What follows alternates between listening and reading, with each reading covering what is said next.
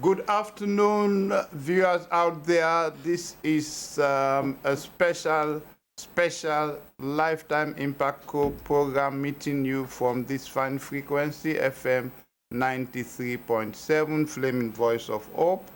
And I guess you are, for those of you who are used to seeing this program, you are wondering, you are not seeing the usual host, which of course is our Bishop Frederick Abubakar Siddiqui Sulaiman Koroma. Well, this is a special program because I am privileged to be a special host and he is the special guest. So the host is now become the guest for the program today. And my name is Apostolic Elder Boenson Phillips.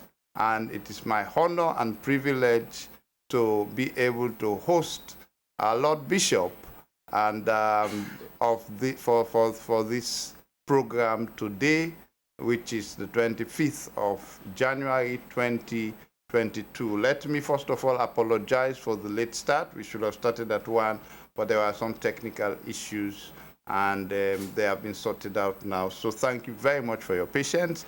Please sit tight. We are going to have, I can assure you, a very, very impactful program, a very rich program. Call your friends, call your relations, call everybody to tune in to the frequency and be able to connect with what is happening here this afternoon. You can also tune in on partner station, Universal Radio FM 98.9, as well as Destiny Radio 94.1. And you can follow us live on Facebook, which is the Flaming Evangelical Ministries International. So stay tight, stay tuned, and get set for a special program. Let me welcome our host on guest today, Bishop Abu Koroma. Please say a word of greeting. Good afternoon, ladies and gentlemen, viewers and listeners from within the jurisdiction of Sierra Leone and beyond. You are welcome. All right, so that was the voice of our special guest. And as we go on, you will know also some other reason why he's a special guest. As the program goes on, we'll be able to take some of your texts and WhatsApp messages. You can also make your comments online on Facebook. And for WhatsApp messages, you can send them to 078-861-497. That is 078-861-497. That's for WhatsApp text or text messages. Okay. So we are going to delve straight into this very, very rich and interesting program as we uncover the life of this enigma, this man that has been such a phenomenon, not just in our nation, but across the world. And Bishop, so, you know, you are such a man of what you would say fame and fortune. You are courted by presidents, honored across the world. People who look at you surely must believe that you must have been born with a silver spoon in your mouth. So do tell us today, what was your family background, including the profession of your parents, your siblings, and your family circumstances into which you were born? Thank you very much, Apostolic Elder, for this very important question. I always preach that there are 3 ways to attain greatness in life. Some are born great, some have greatness conferred on them, like the Queen of England. Exactly. You know, will confer greatness on people, and the head of states will confer greatness and giving the OR, the commander, you name it. But there are others in life who fight for greatness. to achieve greatness. So I was not fortunate to be born with silver spoon in my mouth. Okay. Greatness was not conferred on me. Okay. I had to fight to be where I am today. You remember the story of Joseph. Joseph was not born great. Okay. In fact, he was born in a very poor family. And he grew up in a very poor environment. But yet still, he distinguished himself in society. Remember the story of David as well. Okay. David was not born great. Okay. There was no greatness conferred on David. He fought his way to greatness. Okay. So I see myself in that category of people who are fighting to achieve or arrive at a given destination. For my parents, my dad happened to be a security officer. You know what we can call watchman. Wow. Yeah, so I knew him. He was an illiterate. Okay. He was an illiterate man, and I could remember in the evening he would take his bag. And there was a time when he had a Phoenix bicycle. Okay. He would go to work, and he's a security man. My mom was she was an illiterate. Okay. Good, and apparently she was a petty trader, what you call for the market. She would, I could remember her. She would sell pepper, salt, and palm oil, you name it. So apparently these were the professions of my parents. And on my dad's side, I had a brother and a sister. The brother is now deceased. Okay. On my mother's side, we're about 6, although one is passed already. But I think that's the kind of family background where I came from. We are, so to speak, we grew up in poverty. We are married to poverty. So I think that's a brief introduction of it, sir. Bishop, thank you very much for that very interesting insight. Just give us a context, first of all. What part of the country were you born? What were the times like? Well, interestingly speaking, my father hailed from the north. My mother too hailed from the north. Okay. My mother came from Sanda Kamranka, and I couldn't remember. I think my father came from Kamatini. But I was born in Freetown. Okay. I was raised up in Freetown. So you are a Freetown boy, yeah, with parental roots in the north. Yes, that's right. Okay, all right, very good. Thank you for that content. Well, this is a very interesting opener because, excuse me, Bishop has clearly made the aspect of greatness into 3 routes or routes. That is, either you are born great, greatness is thrust upon you, or you achieve it for yourself, and it belongs to the third. Obviously, listening to him, he said he was born and married into poverty, and when you look at him today, definitely, since he's not a member of a royal family. Well, that makes it very interesting. I'm sure, Sierra Leone, we have poverty is so rife, and a lot of listeners right now can identify with you that they were born into poverty, but the story has changed. But there are those as well who were born into poverty and who are still married to poverty. And I believe this is your time to understand from somebody who was really born into poverty, and as we go on, you'll be able to see some interesting insights about the level, even poverty, day by degree, he was, and how he was catapulted, or he catapulted himself from that level to where he is today. Thank you very much, Bishop. We'll go to the next question to understand, Bishop, that listeners will be interested to know what were some of the survival challenges you faced when you are growing up. Can you illustrate with a few childhood examples? Wow, they are enormous. But let me try to cite a couple of them. Okay. It will interest you to know that I went to school without shoes on my feet. Wow. Yes, that's 10-2. 10-2. And I mean, using toothwash and toothpaste, is something that is for the elite class in those days.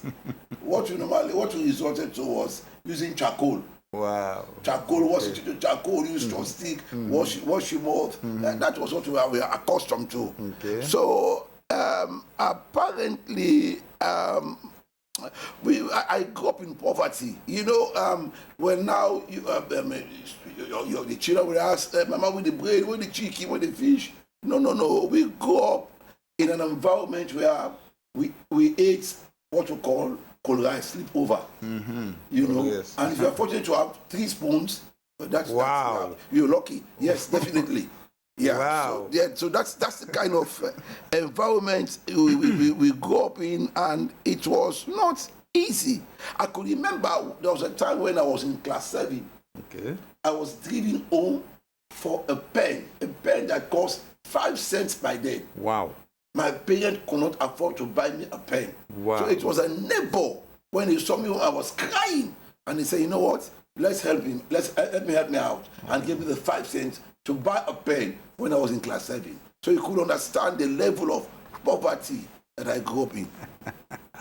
Wow, thank you, Bishop. I mean, you know, these insights, I believe, are impactful already, because when you contrast the man that is talking now and is telling you where he's coming from, that at class 7, that didn't have been what you call common entrance class. That's right. Where you go say that the most important class, that his parents couldn't even afford to buy a pen. You know, and you know, I see so many families where you have children wasting, you know, resources like that.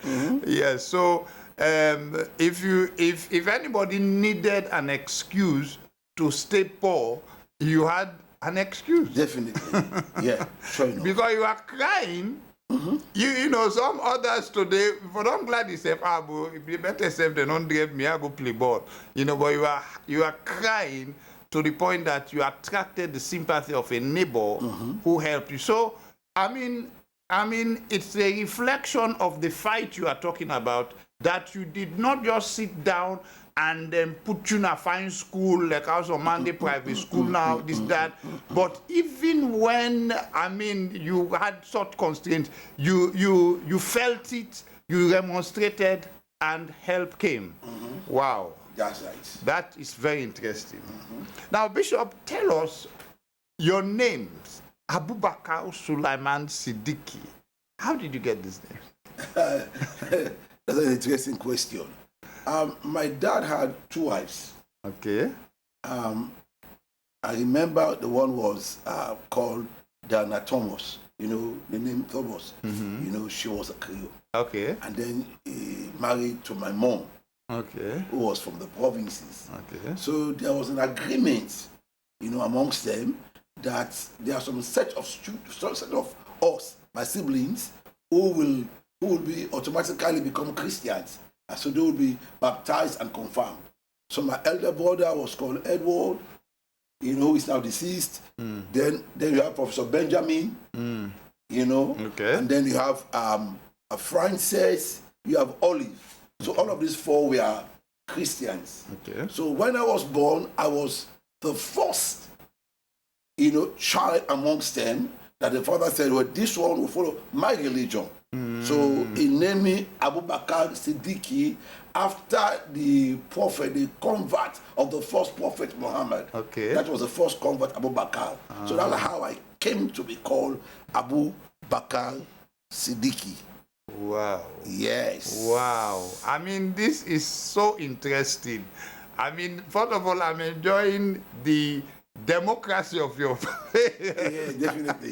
Indeed. It was a democratic man. Illiterate but democratic. That, you know, conflict resolution, and you know what? We go shame them. Yes. Then we go be Christian, you know that? Or Muslim. Oh, wow. And you know, this underlines the aspect of Sierra Leone culture where we are known for religious tolerance. Yeah, definitely. Because I'm sure for viewers out in other countries, they will be surprised. That would be an anathema. Yes. Exactly. You know, how, you know, that kind of thing. They'll be surprised, you know.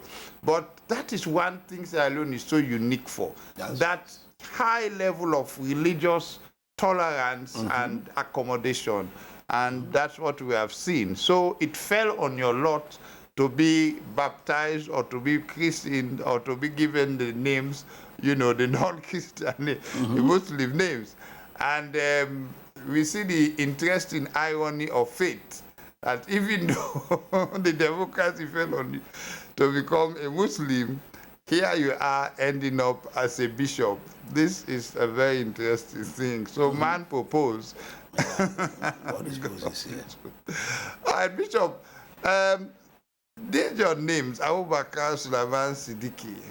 As you know, they are not names traditionally associated with a Christian. Definitely. All right, let alone a bishop. So do you want to tell listeners about an encounter over your name with the Cleopa in King Tom? Okay. I remember that incident you are trying to witness to. Okay, I take my time, I think, yeah. Oh, it was Tengmetan, yes. All right, okay. And also later you tell us why and when you added Frederick to your name. Okay, that's an interesting question. I got saved in 1979. I got born again. Okay. So I was very passionate about winning souls for Christ. I was very passionate about it. So there was a time when I left home. That could have been maybe 1981 or 82. I just cannot say on the time. So I left home, and after I had witnessed from house to house at Congo Town, Morin Town. So now I took the Tengme Town axis. There was a day when I went out to witness. I met this man. I think this man was a Creole man. He was sat down. I could just picture him. He was without a shirt. He sat down there with a projected stomach.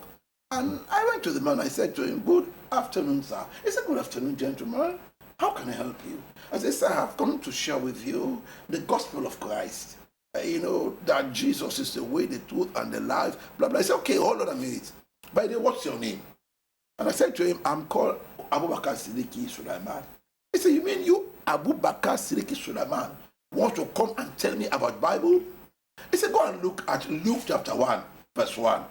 You will see that Acts chapter 1, verse 1. You discover that Luke wrote a letter, and the letter he addressed Theophilus. Oh, Theophilus. He said, "My name is Theophilus. My name is in the Bible, and your name is not in the Bible. And you want to come and tell me about Jesus?" So I was like, oh my God, these things are diametrically opposed. Your name can be in the Bible, but your name cannot be in the book of life. So I was really discouraged. So the whole day was messed up. I could not even go out again. You felt disqualified. I said, look as if my name has disqualified me to share my faith. That's a part of it. Well, how I came to get the name Frederick is very interesting. There was a lady I was dating, maybe in 82. Okay. And this lady happened to be a Creole, late girl. And her son was Campbell. Okay. Her father was a vicar in one of these Orthodox churches. So apparently, the mother was my very good friend. I would go to her, we'll go out and witness. She had a fellowship by then. She will go there and fellowship with us. But when she became privy to the fact that I was dating her daughter, she became very hostile. Wow. Very hostile towards me.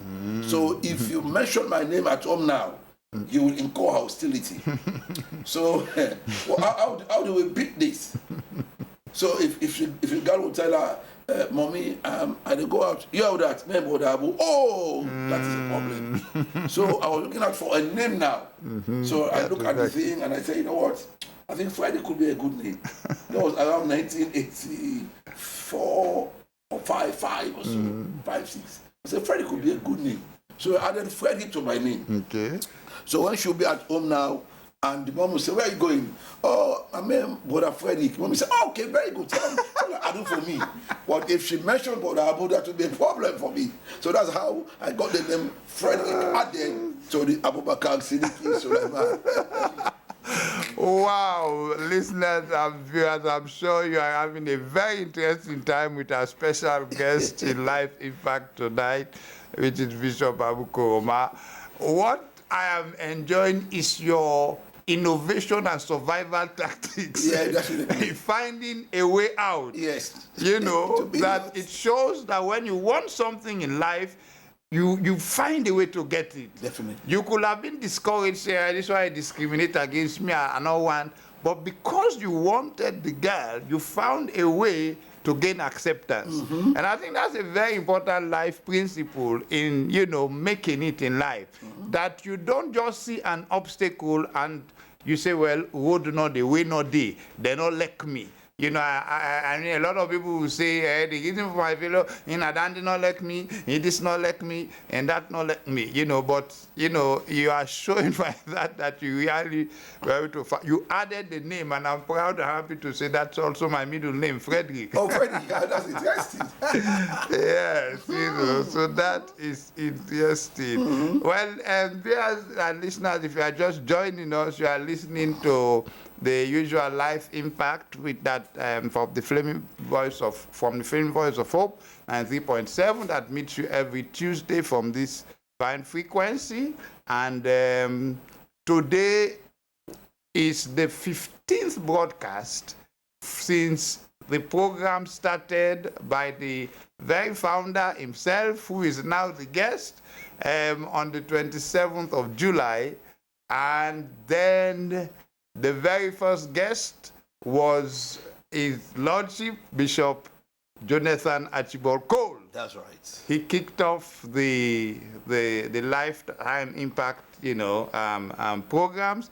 And for those of you who've been following, there has been a host of other very prominent personalities, bishops, and not just ministers of the gospel. MPs, businessmen, yeah, definitely. Yes, professionals, etc. And I'm sure a lot of you have gained a lot. Feel free to send your comments based on past programs or what you are hearing, or even if you have a question.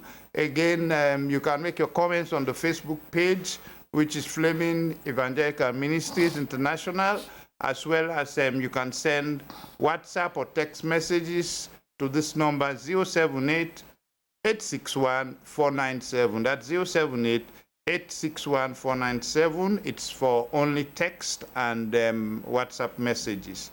All right, Bishop, you, in colonial days, again, still on this issue of names. Okay. You know that in colonial days, the captives, that is those that were recaptured before they went into slavery in America, they were set free by the British Navy in Freetown, and they were all given European or Bible names. Okay. Like this Theophilus man. Yeah, Theophilus. By the CMS missionaries, Yes. all right, who are in charge of these captives, okay?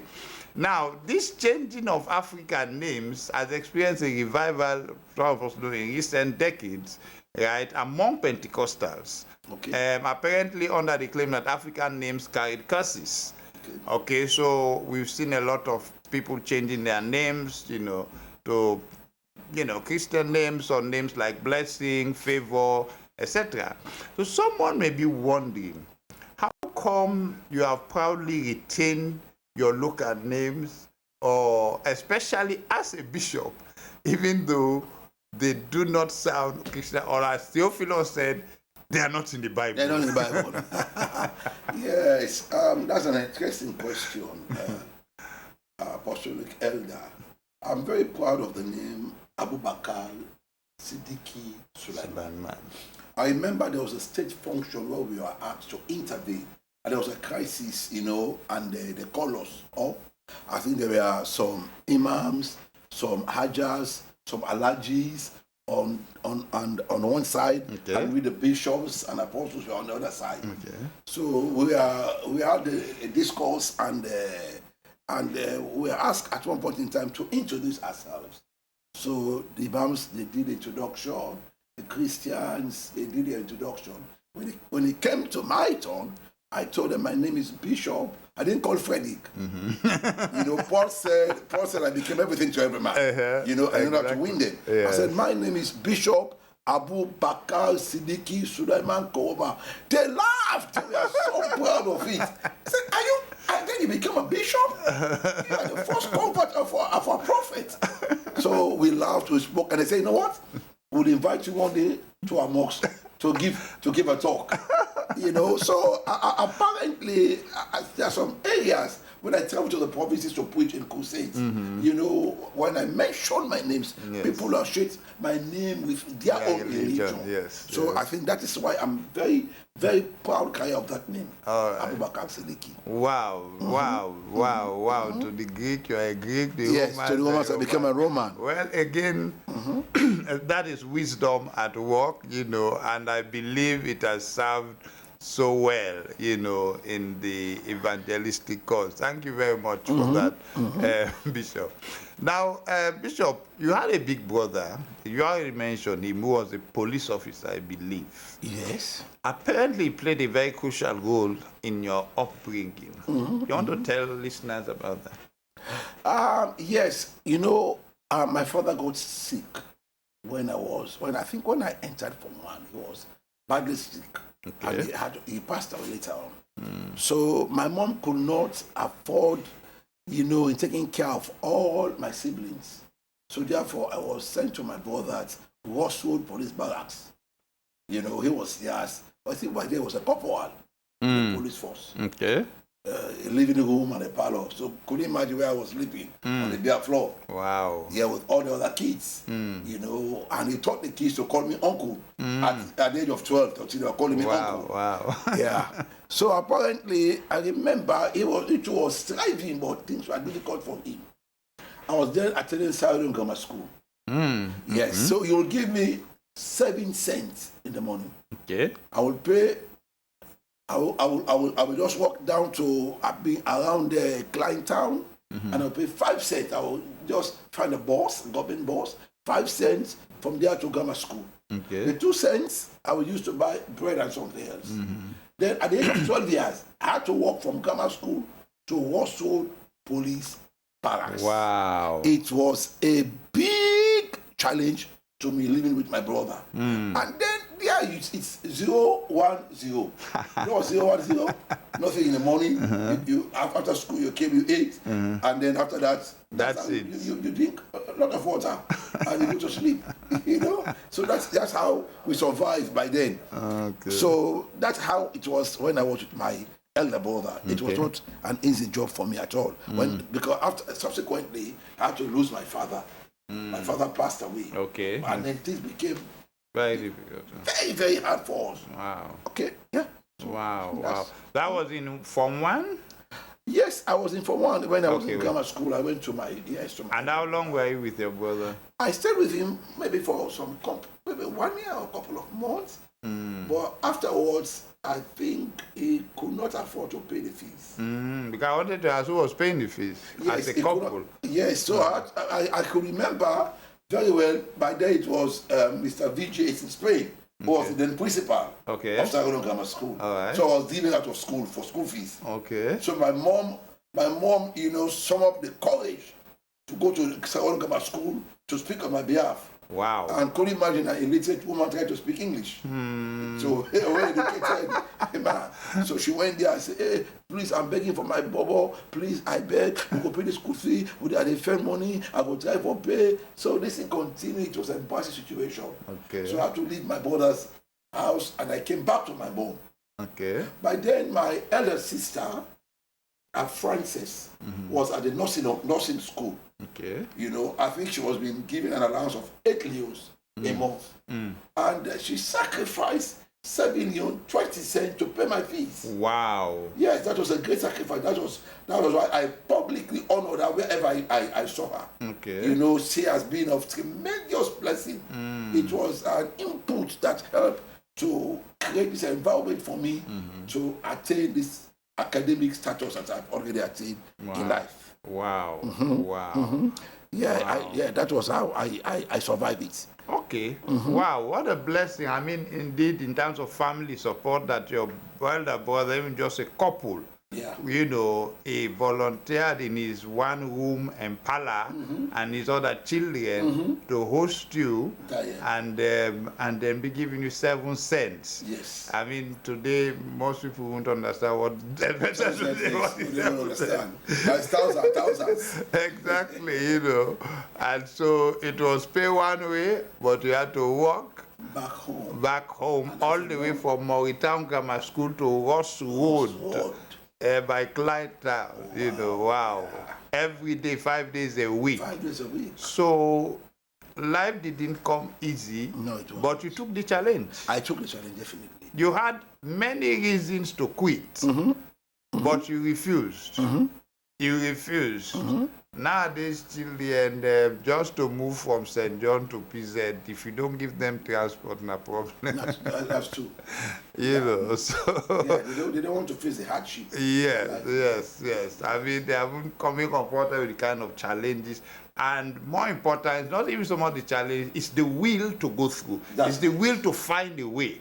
It's the will to fight. You're always looking for an easy way out, and I think that is something to this generation need to pay attention, as they listen or watch people like yourself who were confronted with incredible challenges, but yet did not give up, but found a way. All right? So that is very interesting. Now, Bishop, what were some of your challenging experiences again, you started in primary and secondary schools. You want to also tell some incidents with your ceremonial uniform and shoes. I believe these insights into what you went through are very telling. So please let listeners have some clearer picture about your childhood challenge. That's interesting. I remember when I was a guest minister in Kenya. I've been there for a couple of years, preaching to a crowd of about 15,000 and more. To some of the elite, some people from the slum. They love the story. I remember the woman, Teresa Marimu. She's a household name in Kenya. She would say to me when I go, Bishop, can you please relate to us the story about when you went to school in your ceremonial uniform, please? We'd love to hear that kind of story. Some people will try to hide some aspect of their lives. No. I like to make it very open, to tell others, to inspire them and motivate them that there is hope for your life. I could very well remember during the first day in school, Sidon Grammar School, you have to be well dressed. Your ceremonial uniform, your boater hat has to be there, your tie, your shoe. I could not afford it. I could remember my elder brother, Professor Benjamin Koroma. He was attending a collegiate school, so he gave me his boater hat. And you know that the rats have done injustice to the hat. You will see to it that it was really battered and very old.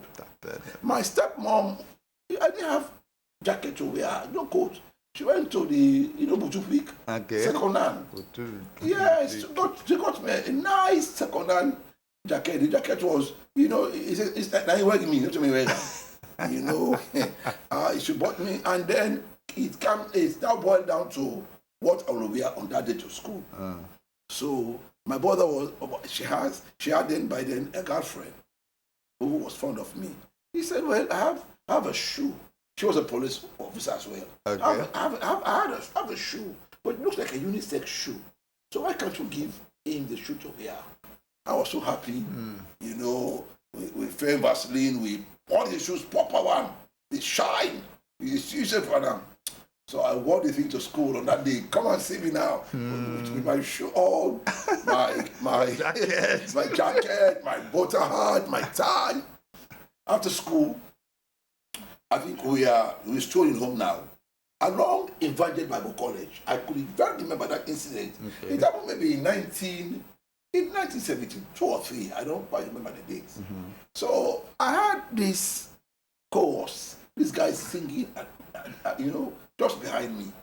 As I was walking and talking, they were singing out, coped, capped, woman sus, coped, capped, woman sus, coped, capped, woman sus. So I was wondering, what are these guys singing? What are they saying?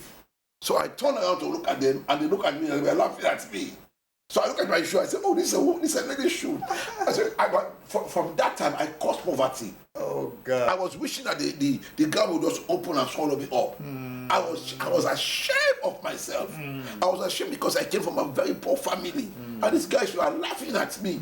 They were well dressed. They had very good jackets, you know, boat hat and everything else. And I was like struggling to survive. And instead of helping, you know, to alleviate that kind of situation, you know, I was facing, they were laughing at me. Copped capped, my shoes. Copped capped, my shoes. But yet still, you know, I caused poverty. I came home, I cried. I was about 12 years of age. Wow. I cried a lot. Wow. I cried because I came from a very poor family and my parents could not afford to buy me a new pair. But they get better shoe company. So they sell shoes, studios. They couldn't afford to buy me a shoe. Wow. Dr. Frederick, you know what the studios? What studio is? You know, you people don't know about studios. You know about 20,000, 200,000. They couldn't afford to buy me a studio shoe. So this woman, she came to my rescue and gave me a shoe. And that shoe turned out to be like not a blessing, a curse. Wow. This is interesting. I've already told you, listeners and viewers, today the session is loaded. And today we are unpacking our bishop. We are uncovering the story behind the glory. And for those of you who thought, oh, it must have been more with a silver spoon in his mouth, he's showing us the struggles he went through. But not just the fact that he went through the struggles, the fact that he overcame, the fact that he took on the challenge. So I like the fact that even when you are mortified with shame and embarrassment, okay, as anybody else will, a young boy, you know, boy of just 12, and you know, your schoolmates provoking you like that, you say, well, woman, sus, and all of that. The conclusion was that you caused poverty. The conclusion was that you vowed to make poverty an enemy. That's right. And I think that is the important thing. And that cause actually now became a blessing. Yeah. Because if you are not determined to make poverty an enemy or make prosperity a goal, you will have remained in that circle. So that's why I could easily identify myself with those who are going through this kind of trying times. Nowadays we pay fees, university fees, school fees for people who have a desire to learn. Because I've gone through it, I can empathize with them. Absolutely. I can really empathize with the situation. So that's why I could readily be able to help others who are going through similar struggle. Because I went through it and there was no one to help me. You know, and I refuse to give up. Exactly. I have the tenacity to make it in life. Exactly. Well, I mean, again, I can testify, as many of you who know and have interacted with the bishop can testify, that he has a good heart, that he has a heart of love to help. Whenever he sees a need, his heart reaches out.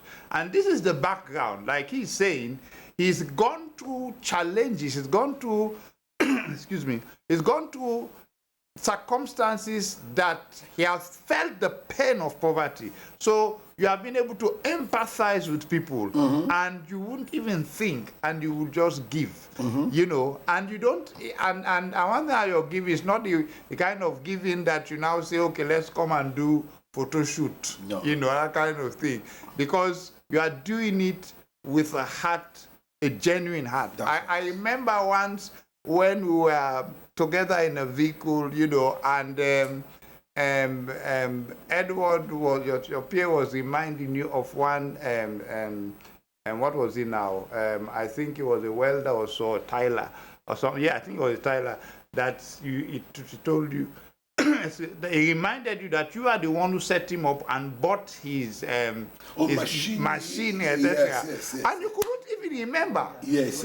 A welder. And you couldn't even remember, right?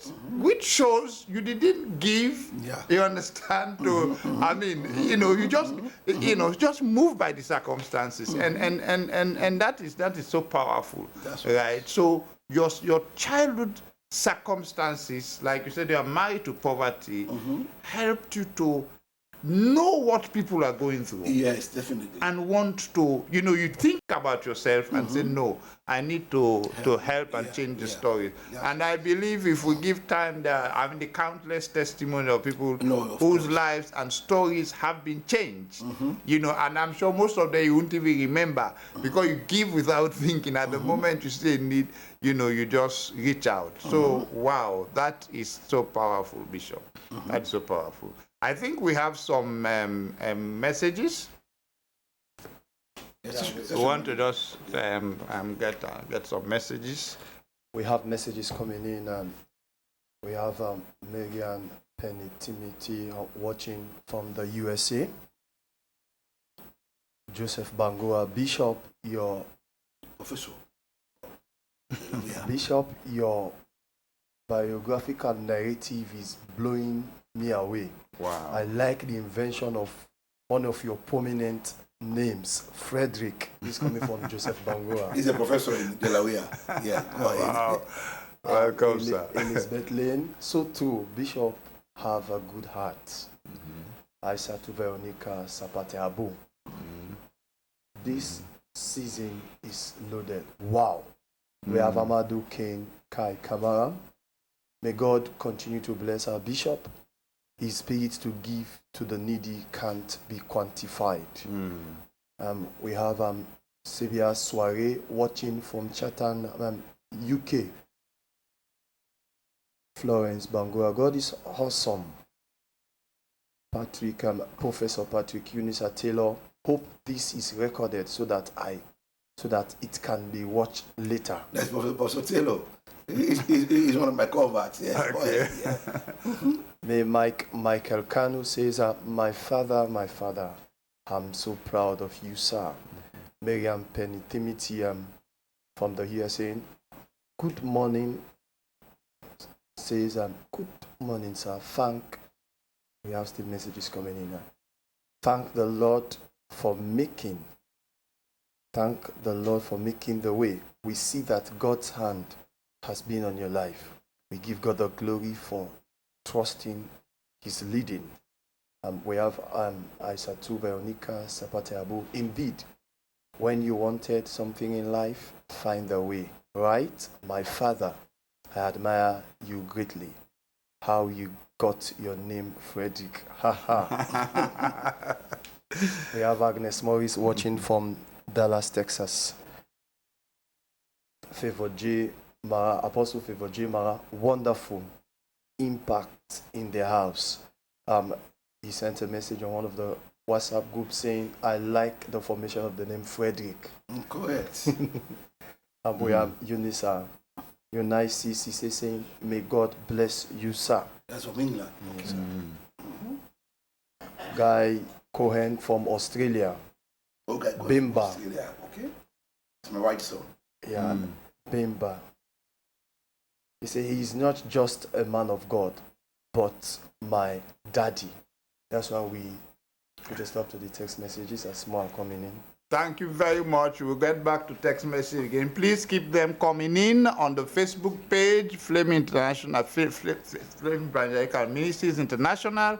And you can also send WhatsApp or text messages to this number, 078-861-497.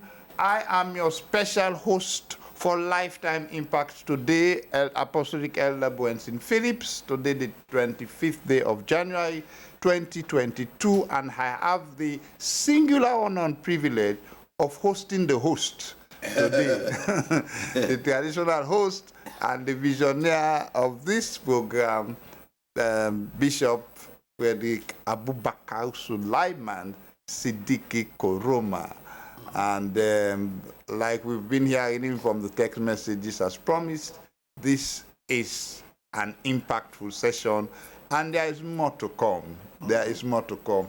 You can, this broadcast is going out on, FM, Flame Voice of Hope, FM 93.7. You can also follow it on Universal Radio 98.9 and Destiny Radio 94.1, partner stations for this program. Right. Bishop, as we continue, thank you again for those very interesting and insights. Few people have the courage to share such what you might call embarrassing episodes of their lives. You know, for me, it reflects that they are still to learn the lesson. But for you, you took a challenge to overcome, and so you can look back and laugh today, right? You know, so I think that is something we need to note, as that whatever the challenge you are going through, it is not final, it is not the end. Of course. It is not, it doesn't mean that is your level.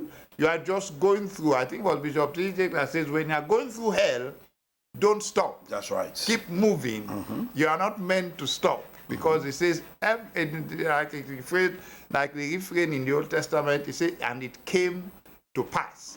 So it doesn't matter whatever you are going through now. As you listen to the life story of our bishop, you will know it will come to pass if you keep pressing on. That's right. If you keep pressing, if you don't stay in that spot, it was not meant for you. So don't lie there in that sick bed. It's not meant for you. Don't lie there in that poverty. It's not meant for you. It is goodness and mercy that is your portion. Bishop, what experience, listeners will be interested again to know, you've been talking about your school days. Something led to you being sent to the Magboka Secondary School, in boarding school. You've mentioned the fact that your parents couldn't afford your schooling. I mean, which is understandable. As you said, your father was a night watchman, your mama na fana market, you know, and so it was so challenging. So what led to you being sent to boarding school, and how did that come about? That's an interesting question. I believe there was this, my relative, I think my grandfather also, he was then working in what we call shipman. So he came to my rescue and said, this boy, I think we need to send him to Mabuka, to a boarding home. But not only that, I regret the fact that I was a very bad boy. Okay. I was always a banner.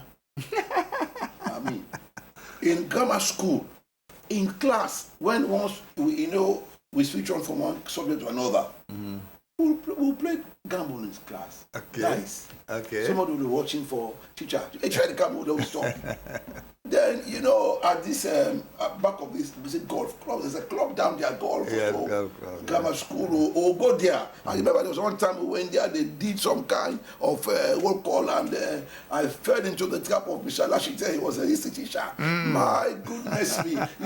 That's something, I just had something. You see, one of the half yard, I saw 2 torches. Okay.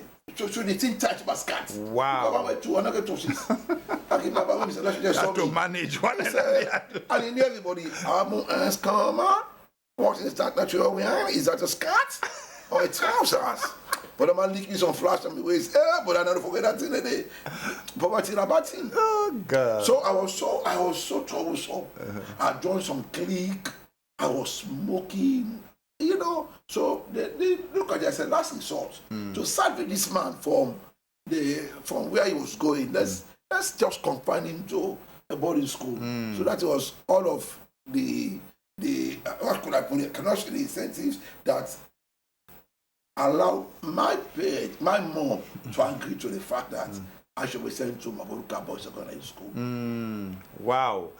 So, listeners and viewers, you have had another aspect of the bishop's life, that he was a bad boy, he was a rascal in school, So for those of you who want to give up on your children because, of whatever they are doing, there is hope. Never give up. That's it, definitely. Because there is a testimony right here. They said, in between periods, then they play gamble inside the class. Imagine this Sierra Leone grammar school. You know, You know, I regret it, definitely. yes, obviously. But maybe if I would move on from that, if you can take your mind back, what restlessness or what was going on in your mind or in your life that made such things appealing to you, or that was pushing you, you know, into that kind of life? I mean, being, you know, I mean, a recalcitrant and... Peer pressure, that's the bottom line. All right. You Okay. know, you see your friends smoking. I started smoking at an early age. Oh, when I was wow. in primary school. Wow. You know, we say George, you know George? When somebody is smoking. Okay, like, the bot, yes. Ah, that one in Amsterdam, they pick out. Wow. And they told about before they up.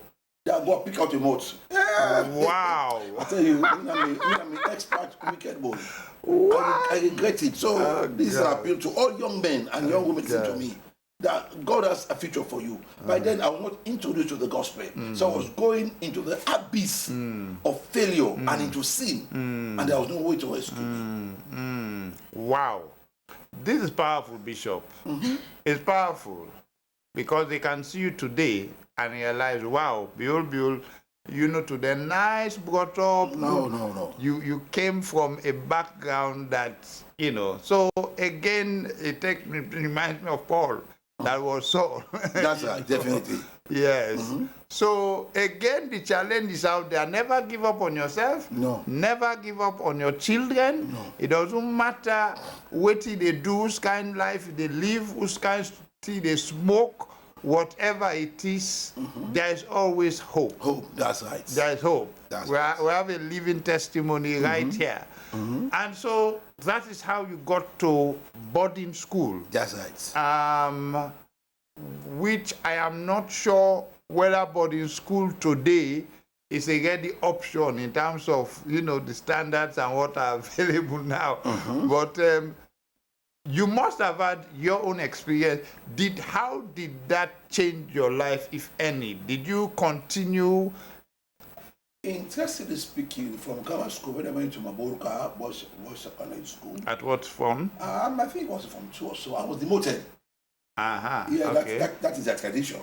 Okay. Yes. Okay. I was demoted. So you couldn't imagine that I had to go back again. I had the propensity to study, to learn. Okay. I was demoted, I went to school. And you want to know about my life in Maboruka? I believe that, because I posted it on the forum today, and I believe that so many alumni, yes, will listen keenly to know. But let me know this man, Bishop, how old I be? I remember when I was in Maboruka, the good side of it, we had these group studies. We are compelled to study. Okay. And not only that, but also you take responsibility at a very early age. You know, why didn't I have Mama did this day? But in that case, when you get to 20th century, you know, for spread them. You know, you get your soap, you get your these provisions. So in that case, I took responsibility at a very early age. So these are some of the pose, you know, that I got from, you know, Maboruka Boys Secondary School. Okay. We are there as a unit, we study together. But if you want to look at the other aspect of it, oh my goodness me, the bad life continues. Okay. In fact, I become poor. Because there is Mama no Papa. Exactly. So I joined the boys, and now we go smoke again, you know, and then I was introduced to gas from humanizing. Okay. You know, I could remember an incident. I don't know whether the guy is still alive. I was in Mom 3. And I had a girl I was dating. You know, there was a night I went to a house. She was not at home. They said, "Boy, you don't go." So I went to a place. There's a stream. Those who went to Maboruka secondary school, they know about the stream at back of the, you know, the higher form. We are from 4, 5, 6. There's a stream there that we used to go and wash or do our laundry. So I went to the stream with a few of my friends, and I saw this girl in the hands of this senior prefect, this prefect in school. This is my own girlfriend. So they were there. So I went there and I looked at the guy and I called the girl, "Salim, can I have?"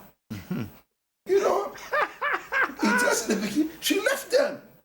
She abandoned my from 3 months. Your senior. That was my senior.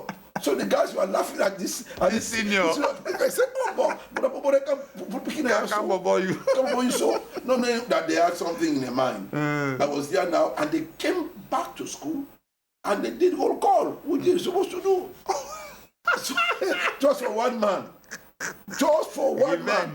Imagine for the sake of Mordecai, Haman wanted to kill the entire Jews. I tell you. Because of one man, they wanted to punish the all students. So I did roll call, and interestingly speaking, I was in the Stook house. They went to my bed. I was not there. So they seized my ticket, my meal ticket. Wow. Yeah. Wow. And to redeem the ticket, you need to be punished. So I remember I was hungry, and I said, okay, let me take my ticket now. You know, I've been in a lower form. Let me go in upper form.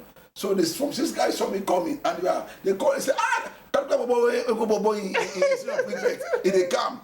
But they took, I saw the cane. And I said, me, cane. I said, well, no one can kill me. I told back, I said, I'm going to ticket. I go back, but go begin Gary and Boki. I said, Boki, they know to the top. You know, Kaya. So I went back and said, well, then look at Boki and Kaya. Now you can meet. So I was there for some weeks, you know.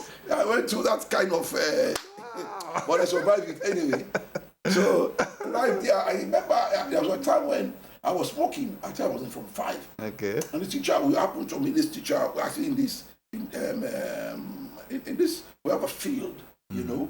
So I met this teacher there, and he asked me a question. I was a small boy, 17 years or so. He said, yo, why are you smoking? I said, is that why you are paid? You pay to come and look me smoking. You are paid to teach me not to come and see. So, you know, and in just speaking, that was the next day. The man was my vigilator when I was taking my O level. Okay. So I saw the guy, I was so panicked. I felt like subject. I thought the guy was going to discipline me. So I saw the guy say, hey, Papa, this person, hey, you miss me, the smoke again back home. So this is how life was at Baboka Secondary School. It was ups and downs, you know. Okay, so Bishop, I mean, again, like you say, every coin has two sides. Yes, as you said, you now became a prof in rascality. That's right. But also, it helped you to develop a sense of responsibility, like you said, Mama Pano Day, and you had to manage for yourself. You said, how much did you have? 10, 20 cents? 20 cents, and you have to spread it to last for the time. It's like nobody knows tell you if you should know you don't you know. So it's in this, and even as you say, your seniors now, we are now trying to you look at me say, you know, take that bit today. Yes, that's how it was a you go there. I will put on a problem. Oh, I was a rascal. Thank God for Jesus. Hallelujah. Well, we are having a very interesting time in today's session, special session of Lifetime Impact with the very host himself, Bishop Frederick Abubakar Sulaiman Siddiqui Koroma. If you are just joining us, we are trying to round up for today, the 25th of January 2022. And we have barely scratched the surface. So definitely, Bishop had agreed, we are definitely going to have at least follow-up session. Yes, because there are a lot of meat. We not even come to the meat yet. No, these are the tidbits, you know, and make sure you don't miss it for next week. Okay, now, again, for those of you joining us, this is live on Flame Voice of Hope, FM 93.7. You can get us also on FM 98.9 Universal Radio, and the other partner station is Destiny Radio 94.1, and we are on Flaming Evangelical Ministries International Facebook. And we are going to take some messages now. You can send your message on Facebook or on this number 078-861-497. That's not for calls, just to receive your text or WhatsApp messages. 078-861-497. So we'll just take some more messages now. Thank God you enjoy your youth. Now I know why you so loved God. The things of God will forever be proud We will forever be proud of you, Daddy. This is coming from Concord, Bonzo. We have Elizabeth Lane saying, thank you for always being transparent, Bishop. You are a motivation to all. Indeed, you are a living testimony. God bless you, my in-law. Bimba. That's from Atlanta. Go ahead. Elizabeth Lane. Bimba Contest saying, Bishop Daddy, you are such an amazing man of God. You never give up. You stood up strong. You fought all the challenges by the grace of God. Today, you are victorious. You are a footprint that all should follow. Much love, Daddy, and more grace, sir. Your son, Brian Bimba Conte. We have Amasibia Soiree saying, we love you lot from the soirees. Okay, so from Chatham, England. Yeah. Marianne Penny Timothy saying, thank you for staying so true to the vision of God. Praise God. Emmanuel Tamba saying, from Greece. Thank you. Thank you so much, my father, for being a good example to me. And that has motivated me to do more in life. We have Lahai Abraham Joe Brimer. So true. Bishop has made heroes from zeros. Amadou, we still have messages coming in. Amadou Kai Kane Kamara. May God continue to bless Bishop. His spirit to give to the needy can't be quantified. We have text messages also. This program today is absolutely electrifying from Lahai Joe Brimer. We have one text message from Australia saying, he's not just a man of God, he's also a daddy. Love your son. Love your Australia son, Guy Bimba. My white son, Guy Bimba. That's all right. Thank you very much for those messages. Keep them coming in as we are even trying to round up for today. As I said, we are barely even scratching the surface, but because the personality on the guest seat today is a colossus, you know, as we are hearing somebody saying there that today's program is absolutely electrifying. Indeed, I'm feeling the charge right here in the studio, you know, because a life is speaking, you know, a life of impact is speaking. Bishop, we don't hear about you rascality and the fact say if we come to home and business. You seen your brother self.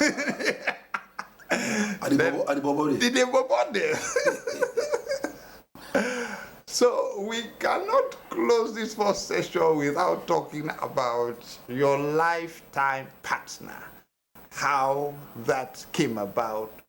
Tell us something about your wife. Oh, I think apart from Jesus, the best gift that I've got from God is my current wife. Wow. Yes. We've been married now for 31 years plus. Wow. I know I am not the polished type of husband, but I thank God for her life because she manages, you know, to keep me focused.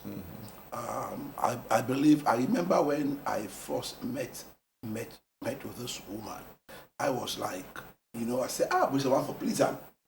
So I remember saying, I want to get a bag. I go buy one Junks bag for her. Junks, you know the bag there? I get Vaseline paint and good one. Okay. Sure. Paint out Vaseline. Well, when they see the bag, he gladly threw me in the face. Glad you. Thank you very much. Gladly. When you put that bag, they don't take it in all. Yeah, but she was very appreciative of it. And we've gone through thorns and you know, tissues. We've gone through challenges of life. But she has been a helpmate to me. She's been of a tremendous help to me. In my crusade, she will release me. I'll go out to preach. I'll come back again, and she will embrace me, entertain me.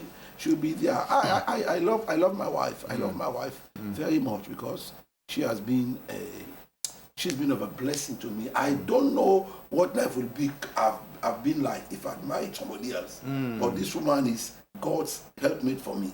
It's the best I could get from Wow. God. Yes, definitely. Wow. He said apart from after Jesus is the best gift in his life, his wife. And I know viewers and listeners who know this family can testify, you know, the uniqueness of this relationship.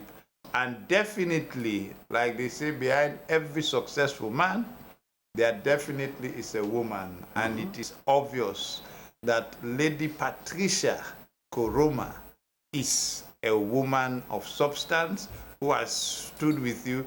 And I had the privilege of being in the same class with her at Hawaii. Oh, yes. Little knowing this is a bishop's wife. And she was very quiet by then. Oh, she was very quiet by then. Yes. And so I thank God I did not interfere in that. Thank you. I don't give a slap. You know, so definitely we'll find more time because there is a lot. Yes, all right. You know, so, but I mean, like you say, she's the best gift, and she has made, excuse me, such an impact in your life. Before we even go there, continue there, I just want to let something out of the bag. Although a lot of you are familiar with the bishop will know that today is the 25th of January and tomorrow the 26th of January is the birthday of our Lord Bishop. Glory to God.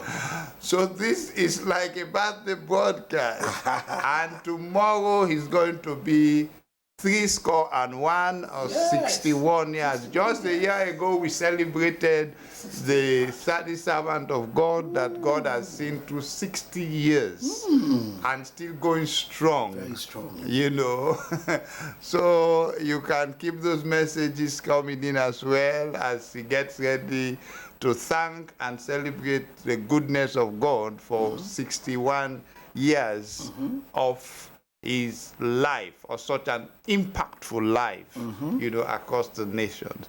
But then back to your wife. Give us the story. You don't give the story of the polished bag. But now we don't talk about name. Patricia. What was I made a name again? Well, mom was a Creole and dad was a Limba. Okay. But you know, that's why I don't call her my mother-in-law. I call her my mother-in-law. Wow, that's unique. You know, the woman, the way she embraced me. You know, when we were dating, that was difficult for me to opt out because she embraced me. The mother-in-law. The mother-in-law. Wow. I was a very poor guy. Couldn't imagine. You get nothing. Nothing no day. Where they go be? I mean, well, Ilman. That Ilman who said, "One gallon petrol per annum." Oh man. You know, get started. So the other day, they beat. Working all the time, 20 minutes. I said, they go say, no, wait. I said, why go wait? You know, say that petrol. You know, so that's another interesting aspect of it. Okay. I know, and this woman loved me so much. I could go there, I go for beer. The man go buy for me soft drink. Poor boy, they go beer, they buy soft drink. You make for you gizzard and kid and what they call. Wow. I can almost go every day. I had to go survive. But even I was so poor, but she didn't look down upon me. Okay. She was a Creole. But she looked down upon me since a countryman. Yeah. What's this man get? Wow. I didn't get nothing. Wow. Absolutely, I didn't have a woman parlor with Latin. Then I married him with car. She was in the self-contained house. But this woman was there for me. That's why when she passed in 2019. Your mother-in-law. I was in England. I had to go to America and then ship the body to Sierra Leone. Give her a befitting funeral. Wow. Because of the love I had for this woman. Yes. She was like a mother to me. I lost a mother. When I lost her, I lost a mother.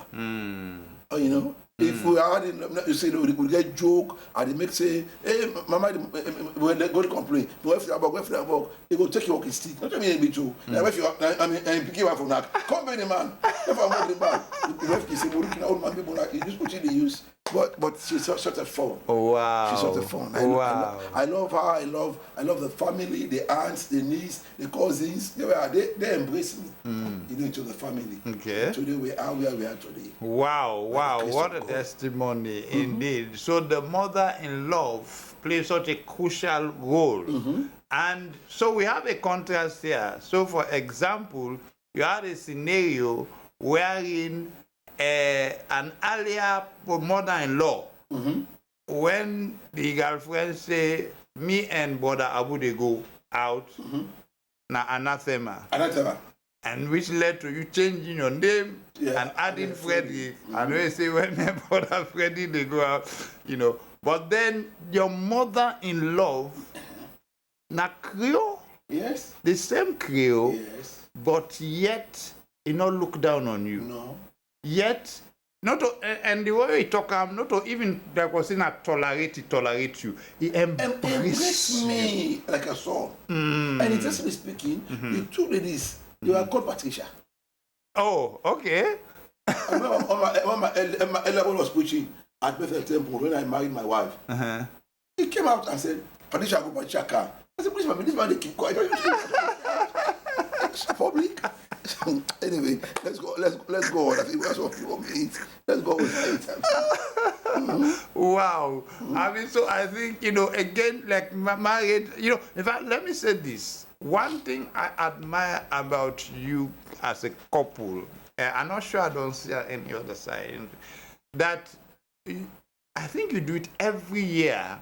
You have a marriage or family, relationship month where both you and your wife in February teach about marriage and about love. Yes. And the power of that is not to somebody just grab the fence scripture, it can preach from people them, but love and marriage.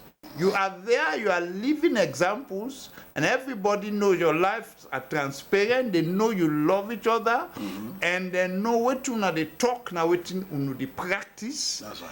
And there is nothing so powerful like a real life story or change stories.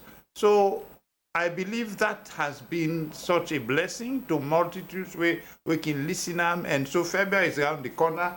Please, if you know that witness it, get ready to witness something so powerful when the bishop and his wife go they on stage together or on the podium, and they share. And they have so much to give because marriage can be so challenging, especially nowadays and that kind of thing. There is a lot of wisdom. The challenges you have gone through, how you have been able to succeed, and make such a wonderful couple, such a beautiful couple today, that you are working together in life, in family, and in ministry together. Because again, that's another challenge. Many times, servant of God, they can get this variance with their wife thinking they, but you are together, you are partners. She's so supportive, and they are working so beautiful together. We salute you. We salute Mama Lady Patricia Koroma, Reverend Doctor, for standing by this servant of God. We acknowledge indeed that without the kind of support you have given him, and like you also testified even of the mother-in-law, this relation would have been what it is today. Well, we again, I mentioned tomorrow is the birthday.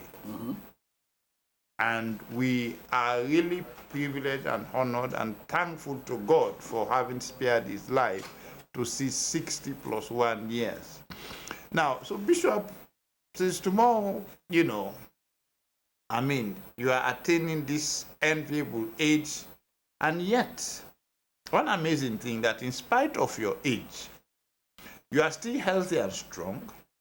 You are still running a very, very demanding schedule as you preside over such a large global ministry with well over 100 churches around the world, running schools, charity programs, Radio station. crusades, radio The stations, pharmacy and the clinic are soon to be open. television on the way. Yes. I mean, it's incredible the amount of things you have to, and even when I witnessed your making a mark convention, Thanksgiving, every year, I'm so amazed the amount of high caliber clergy, people that you ordain, people in all these branches, you know, that you have mentored, that you have raised, you know, it's really, really incredible. So what would be your advice to other leaders, in particular, experiencing burnout or fatigue? Last year, we saw quite a lot of, servants of God, pastors passing away, untimely deaths, and that kind of thing. What would be your I think it's a very, very important thing. How are you coping? What would be your advice for those who are experiencing fatigue, even though their own workload is very much light compared to yours? You have so much, and yet you are still running things, and you're on top of the game. Well, Jesus at times resorted to an ideal place where he would take a rest. He would say, "Come and rest with me." So there are times it's needful for pastors to take vacation. Okay. You know, I went to Turkey with my wife. Right. We spent 13 days in Turkey. Just went on vacation. We went to rest. You know, Bishop. No, not on ministry. The Bible was not a ministry. We go there. I think after 1 week, Apostle didn't join us. We go both cruise. Wow. Yeah, we go. They said the cruise, man. We look at these people in the dance. We eat. Bishop is a human being, not all tell them they in the spirit. You're also in the flesh. Yes, definitely. So the other day, a few days ago, we were in Liberia together with my wife. Okay. We are there in Liberia. So what you need to do is, you see, if you have to do everything on your own strength, you go burn out. For example, now, I'm here, look at my son my white Australian son in Australia. Okay. The guy I met who was a drug addict, and I went to Australia, I just picked him out, and he came up forward, and I just blew on him, and he fell down. That was how he got delivered. Okay. Wow. So I'm here now. There's a pastor in Australia, and there's Apostle Eugene in UK, who is overseeing the work in Jamaica, overseeing the work in Europe, overseeing the work in America. So, I mean, it gives support to me. But if you want to go for the whole team, wow, you want to go for the boy, you want to Kelman, you want to McKinney, you want to get the whole team, then how will you succeed? You see, so I believe you take a lot of time, if a quality time, have a personal relationship with God. There are times I go to bed very late. There are times I go to bed very early. You know? So you must learn how to balance. But you say you want to put in the spirit, you want to pray, you want to sleep 2 hours a day, 3 hours a day, it's not good for your brain. You go run down. You know what I mean? And not only that, but this is another factor. Let me add this factor to it. You know, Pastor Fito say, they make one man, there's a guy who came here, the mental health doctor. Okay. He said to me, say, Bishop, you are down to half. When you have mental cases, not only pray, you refer people in. That's what I did. I refer people in to the mental hospital. So, if I go to Turkey, I went and did a medical checkup. Good. When I went to London, I went and did medical checkup. Went to America, I did a medical checkup. So, pastor, they check. They didn't check up. There was no man in the spirit. They say, I know this, that. But I do it. I do it from time to time. Wow. You know, like Dr. Chikbuno, advise, you say, back in, do medical checkup. It's good to know, blah, blah, blah. So I believe pastors delegate, rest, do medical checkup, go vacation, and relax. You know, just because last year, after the birthday, I went with my wife to the place. And we rested for some time. Yes, you thought that okay. Yes, okay. So we take time off just to rest and be alone. So there are times it's needful for let the body cooperate, and you have the strength to move on. Just walk. You cannot. Wow. I think that's a mouthful, and I believe a lot of servants of God in particular, but then not just servants of God. I mean, everybody, you know, leader. I mean, these are principles where, you know, where Bishop don't mention, where you see him, 61 and he's still going strong, and he's still running such a big ministry, so many departments, so many people, thousands, you know. So Bishop, I like the aspect of like delegation. That's right. That you not say because you are visionary and founder, you grab everything, now you get for make every decision, like you said. I mean, even overseas, you have Apostle Eugene overseeing Europe, overseeing Jamaica, etc. Pastor overseeing Africa, Pastor overseeing Sierra Leone. So you see. And I know, because I've observed, I know New Sri Lanka way you when you say hold the cow, give the rope, you hold the cow. Not that you give them title, say that them walk down the but now you still micromanage them. I have observed you and I know you when you give responsibility, you allow them to carry on their responsibility. Definitely. You know, and they feel empowered, and they just report to you. You understand? So that's one of the aspects that if you watch flaming churches, yeah. Take for instance in Bo, New London. Yeah. It's a big church in New London. Okay. The guy has built a 3-story building. He's built school. You know what I mean? Because I will allow them to manage their finance, their funds. Good. They just give reports. Good. If you go back to Tupoi, you know Tupoi in Bo. Okay. There's a place called Tupoi. The guy built a church that will sit about 8,200. Wow. In Bo. In Bo. And I said that one also in Bo number 2. I went to Liberia. I saw this guy in Liberia. I was shocked. In fact, I gave him money. I sent him a video yesterday. The guy has built a big church, school, now the concrete now for SRO. So I sent money for him. So you see, anywhere you go, you see these people, they are, because they look at Pastor Ope at Aberdeen. Yeah. See the big church you don't build, see the 4-story building you put up. Telling you. Because other side, and I know say, bring out your offering and you tithe and come make a acquisition. No, we allow them to function. I believe them. I trust in them. Bishop, what you just said, so all the pastors will listen, not go for belief. Did you just say that all these branches, they can surrender the offering and the way name to you, then are you they determine waiting for spend? No, we don't do that.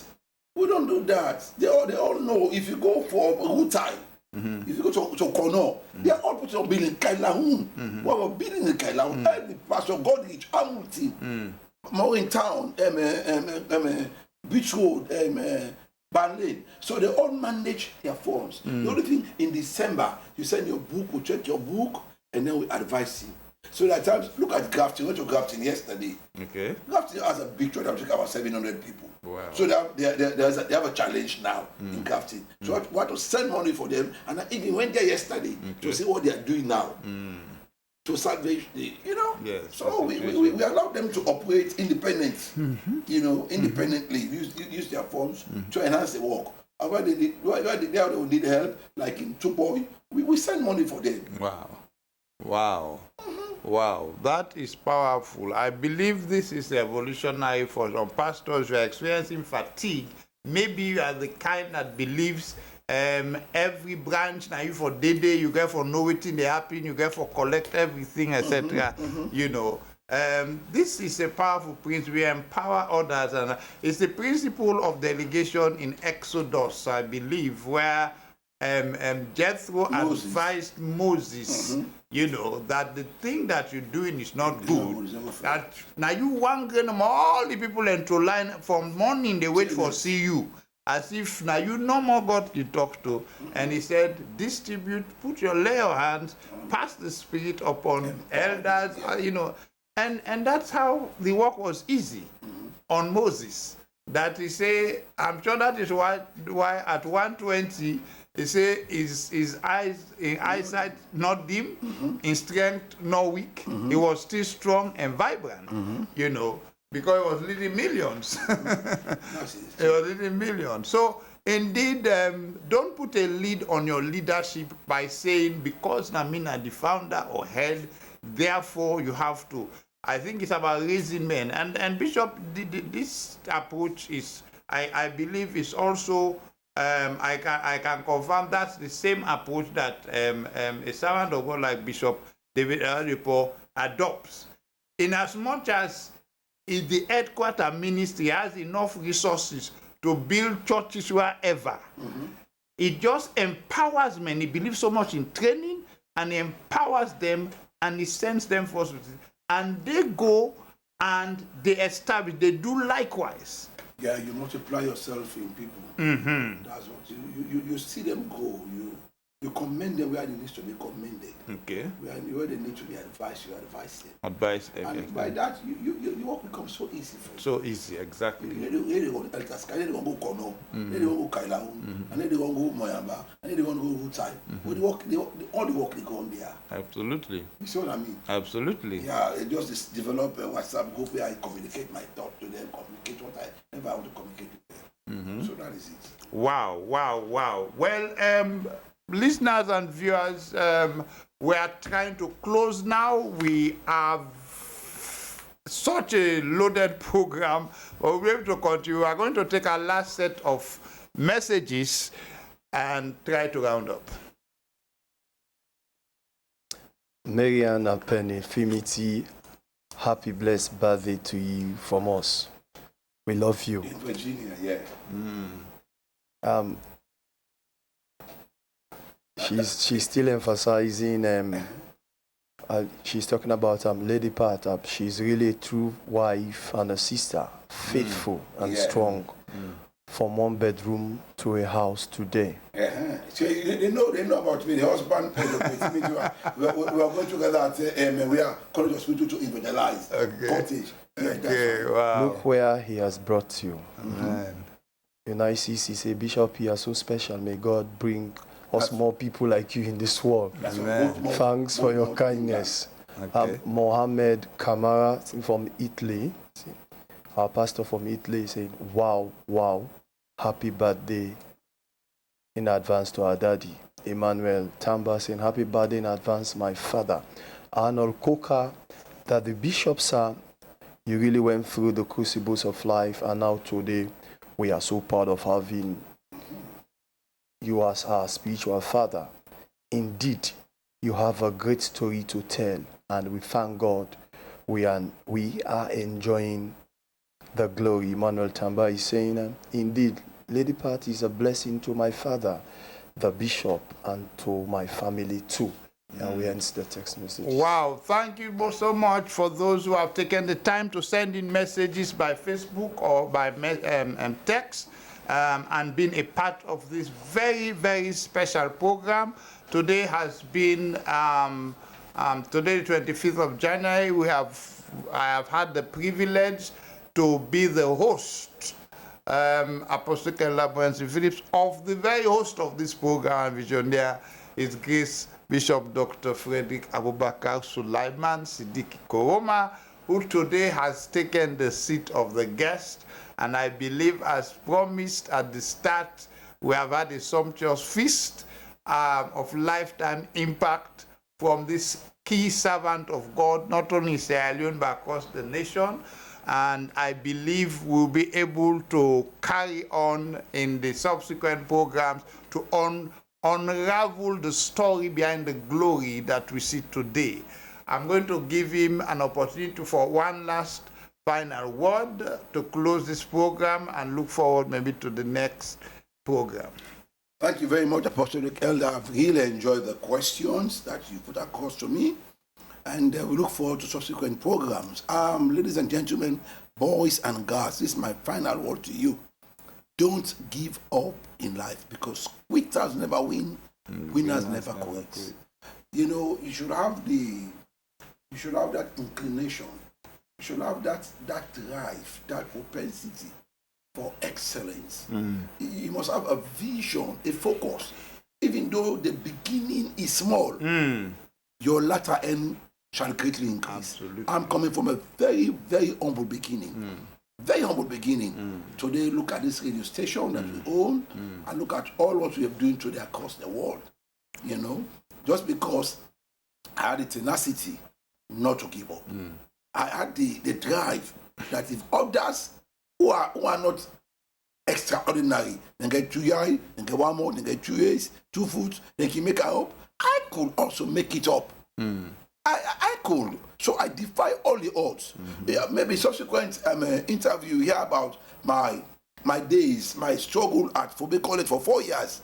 You hear about the story. You say to yourself, what make this man not give up? What make this man continue? What happen to this man here? You hear about all of these accolades that God has blessed me with just because I am focused. I am focused. I try to develop the attributes of my integrity, my consecration with God, my consecration. I don't play with it. Uncompromising. My integrity, I don't play with it. I need to joke with my integrity. I need to joke with my consecration. I'm not joking with my walk with God. God is the first in my life. You take away God from me, you take away my life from me. So that's the reason why I am here today where I am. So until we meet again, the next broadcast might maybe next week, because this one it will take me until maybe me 18th consecration anniversary as a bishop. Actually, you don't say 18. Imagine. Yes, in Pentecostal. Yeah. So until that time, thank you very much for being my guest. Thank you, Apostolic Elder, for being my very special guest for today. Yes. Very special host. Yes. So you see now, It I'm is. accustomed to my very special host for today. Indeed, that's why I feel so privileged to occupy this honorable seat of hosting the host. Thank you very much for those of you who have taken time to follow us on Facebook, on the radio stations. We thank this FM 93.7, Flemish Voice of Hope, Universal Radio, Destiny Radio, for being partner stations to bring this enriching program to you of lifetime impact. We know already your life is impacted, and please stay tuned next week, Tuesday, 1 p.m. for a continuation of lifetime impact. You are blessed. Have a godly week. This is the special host, Apostolic Elder Boentin Phillips, saying thank you and God bless you.